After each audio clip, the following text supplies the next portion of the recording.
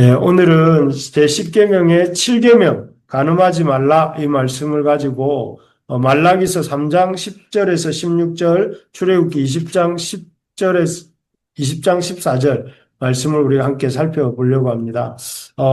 좀 된 예능인데 우리 결혼했어요라는 우결이 있었습니다. 이런 예능 프로가 있었습니다.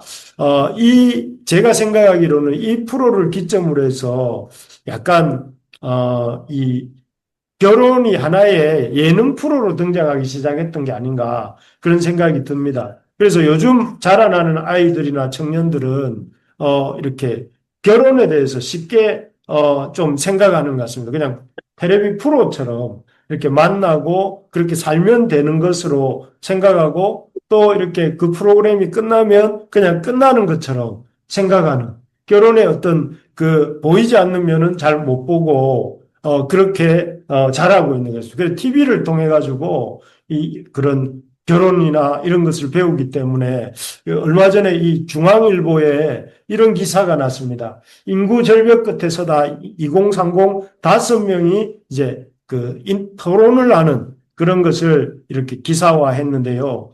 이 기사에 보면 이 5명이 각각 이런 의견들을 냅니다. 이 세 가지 이 문화에 대해서 비연애, 비결혼, 비출산, 삼비 문화라고 하더라고요. 이 문화에 대해서 이제 여섯 명이죠. 6명이 대화를 하는데 한 명은 이제 진행자입니다. 진행자. 그래서 이 진행자들 중에 참여자 중에 한 명이 김가령이라고 하는 여성이 있는데 이 사람은 이렇게 말을 했어요. 결혼은 두 사람이 사랑해서 하는 것인데 개인의 감정을 이렇게 제도적으로 묶어두는 것이 맞는가? 이렇게 말을 합니다. 그래서 여기 이 사람이 주장하는 것은 결혼이 개인적인 어떤 선호, 취향의 문제고 또 그렇기 때문에 그런 것을 법으로 결혼이라고 하는 제도로 묶어두는 것이 옳지 않다. 그래서 결혼이라는 제도 자체를 인정하지 않는 발언이죠. 그리고 또 다른 유영이라고 하는 30대 남자분은 여기에서 말하기를 한국 사회는 남성 중심적인 사회이기 때문에 이런 사회에서 그냥 잘 살려면 그냥 아이를 낳는 대신에 그냥 우리 둘이 행복하게 잘 살자. 결혼의 목적은 둘이 행복하게 잘 사는 것이다.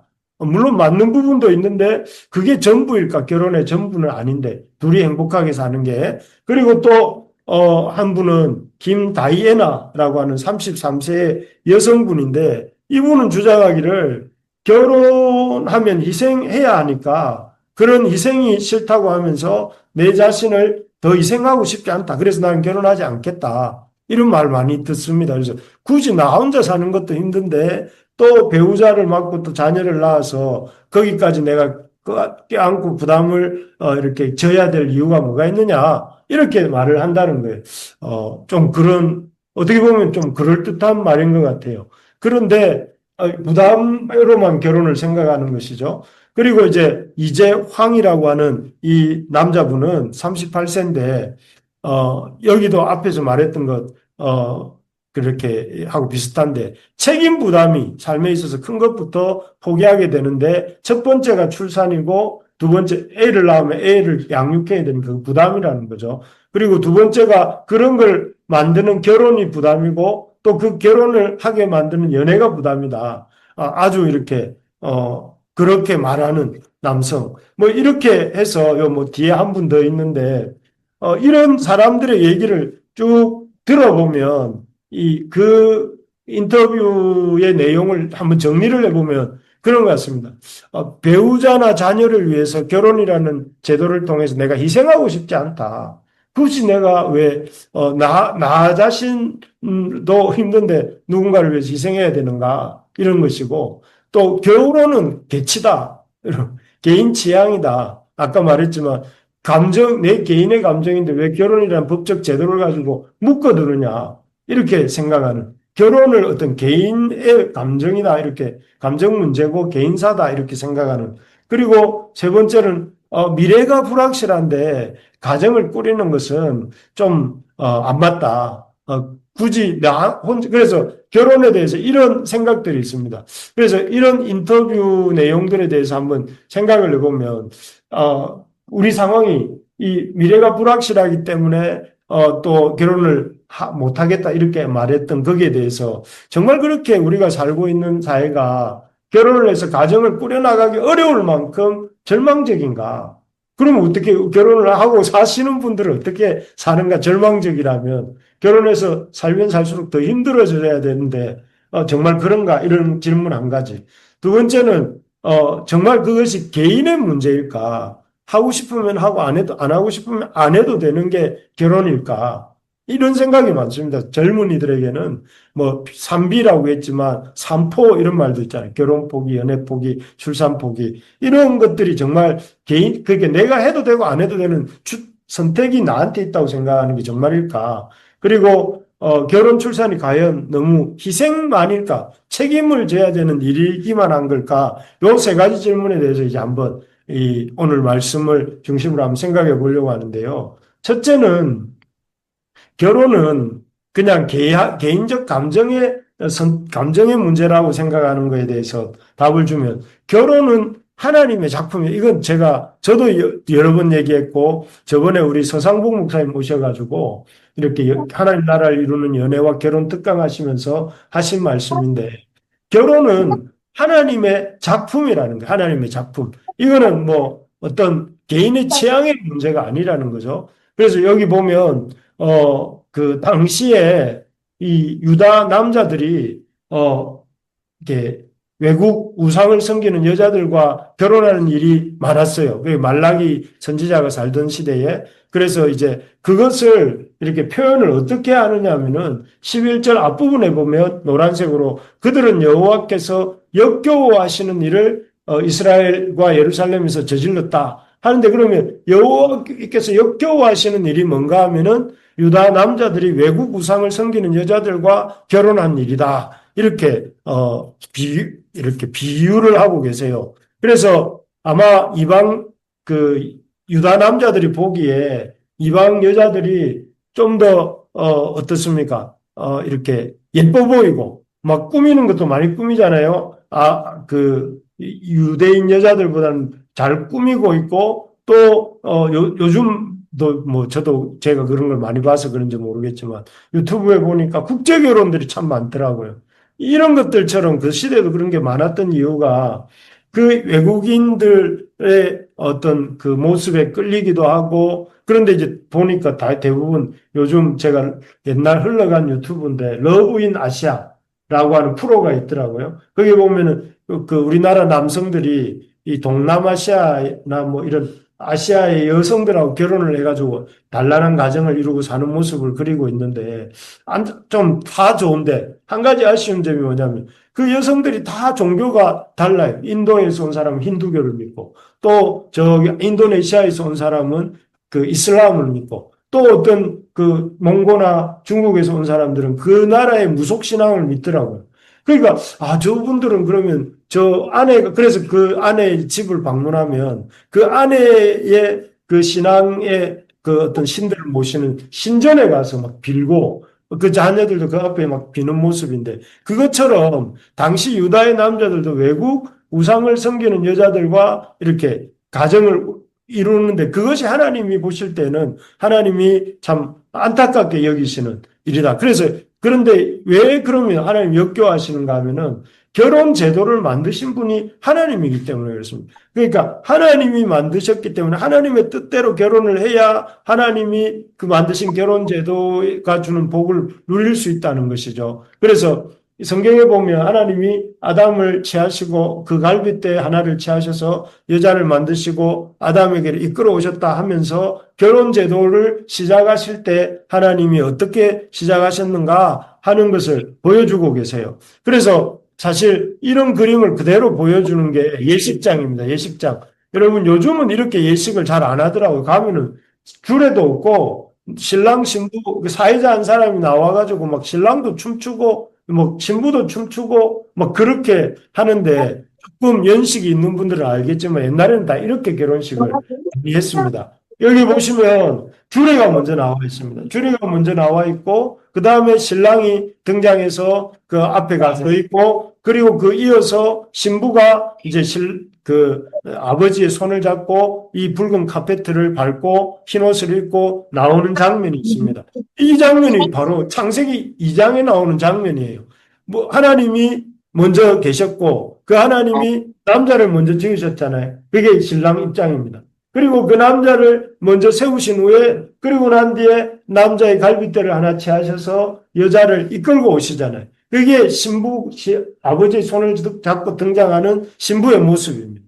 그리고 그 신랑과 신부가 하나님 앞에서 이렇게 가정을 꾸리는 이 모습이 바로 이런 창세기 2장의 그 모습인 것이죠. 그래서 그렇게 하나님이 할 때 그 옆에 있는 하객들이 창세기 2장에 그걸로 보면 많은 하나님의 피조물들이겠죠. 피조물들이 지켜보는 가운데 남자와 여자가 이렇게 하나님의 그 앞에서 약속을 하고 가정을 이루는 것이 바로 예식장의 이 모습인 것입니다. 그래서 이것을 통해서 우리가 결혼이라는 게 뭐냐면은 하나님이 만드셨고 하나님 앞에서 이루시는 것이고 하나님이 주하셔서 이루어야 되는 것이 결혼이다 하는 것을 우리 수정자의 마음에 잘 새기시기 바랍니다.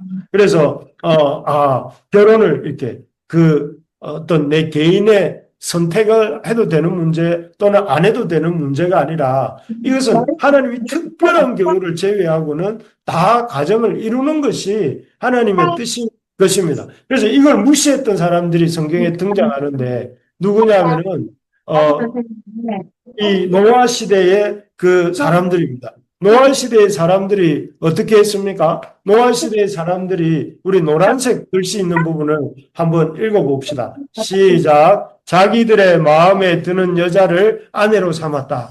여기 보면 하나님의 아들들은 믿는 자들입니다. 그럼 사람의 딸들은 하나님 믿지 않는 사람들의 그 자매 딸들이죠. 그래서 하나님의 아들들, 믿음을 지키고 살아가야 될 믿음의 백성들이 그 하나님을 이렇게 안 믿는, 하나님을 인정하지 않는 사람들의 딸들의 아름다움을 보고, 여기서 보고, 이 기초가 뭐냐면 하나님 뜻대로가 아니라 자기들 보기에 좋은 대로 자기 마음에 드는 여자를 아내로 삼았습니다.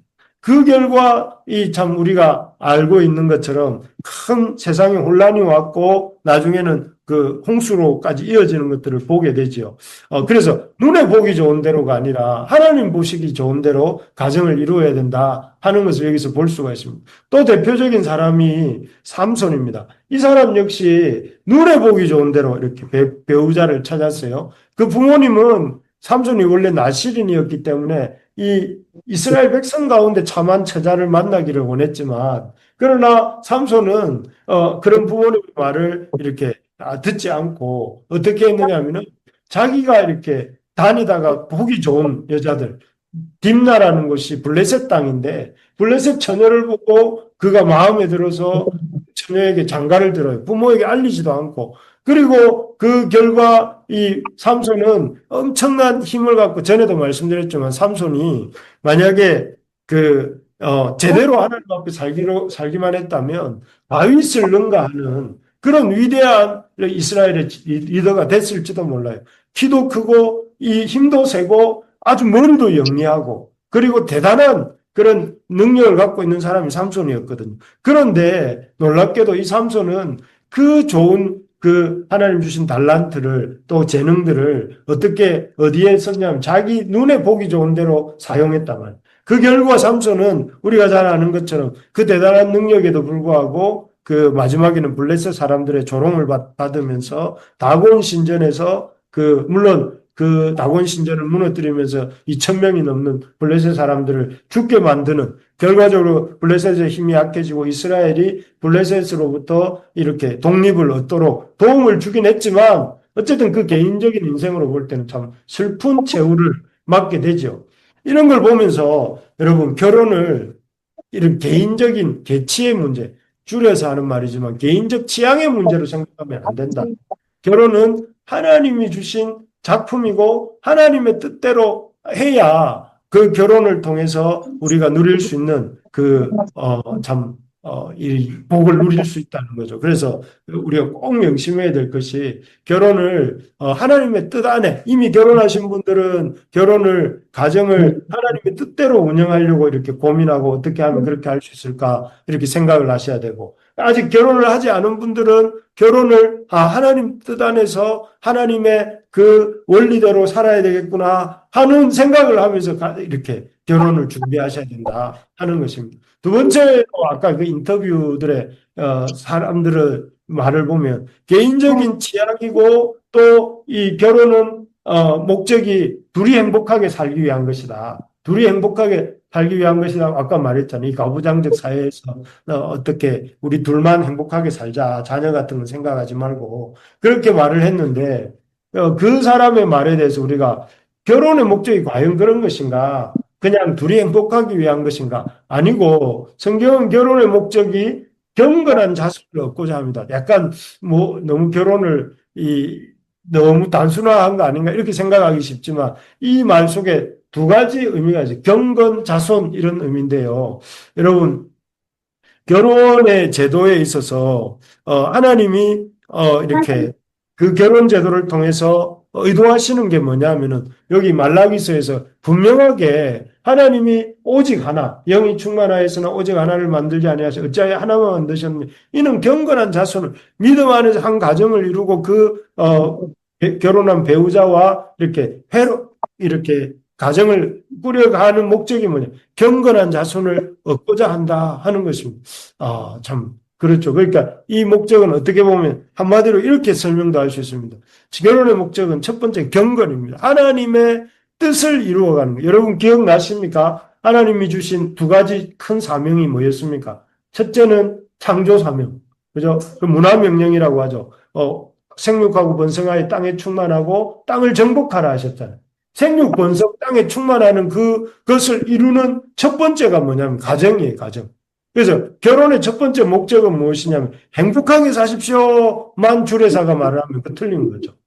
행복하게만 사는 게 아니고 이렇게 하나님의 그 사명을 잘 이루는 가정이 되십시오. 그래서 두 번째가 뭐냐면은 사명을 감당해야 된다는 사명. 결혼의 목적은 뭐냐면은 너와 내가 행복하게 사는 것. 물론 그게 중요합니다. 그래야 그 다음에 사명도 감당하죠. 그런데 행복하게만 사는 것이 목적이 되면 안 되고 어떻게 사명을 감당하기. 그래서 결혼할 때 우리 수정자매 앞으로 배우자를 만날 때 제일 중요한 게 사명을 가진 남자인가. 또 사명이 하나님 앞에 사명 의식이 있는 사람인가 아닌가를 중요하게 봐야 됩니다. 엄청 잘생겼어요. 그런데 사명이 없어. 사명감이 없어. 그러면 한 번 더 생각해 봐요. 그리고 결혼하신 분들은 배우자를 사명을 갖고 살도록 도와야 됩니다.